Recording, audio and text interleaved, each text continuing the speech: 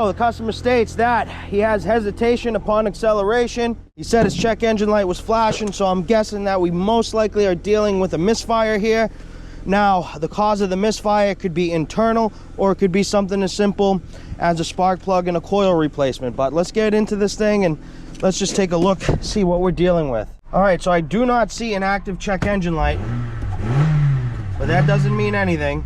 What I like to do when I run into the situation where the customer is complaining about the check engine light flashing and the type of concern that he was describing, I like to put the vehicle in drive. I like to put 1 foot on the brake pedal and 1 foot on the gas pedal. And what that does is it puts the engine under load, and you'll start to feel the misfire that you're not really feeling at idle. No, not yet. We're gonna let it warm up, because sometimes what happens is the ignition coils, when they get up to temperature, they will start to misfire, they'll start to fail. So we're gonna let this thing run a little bit. Let's put it back in park. Let's pop the hood. Let's just do a visual inspection, see if we see anything out of the ordinary. All right, so here are the ignition coils, 1, 2, 3, 4.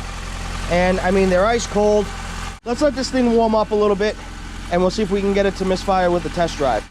All right, so while we're waiting for this thing to heat up, what we're gonna do is we're gonna connect our scan tool, and we're just gonna go into the history and just see if we have any misfire codes that were actually active at one time. All right, so now that we got this thing hooked up, we're basically just gonna go into the engine control module, and we're just gonna see what's in here for pending, active, stored, and you know, just see if we can verify that this thing was misfiring.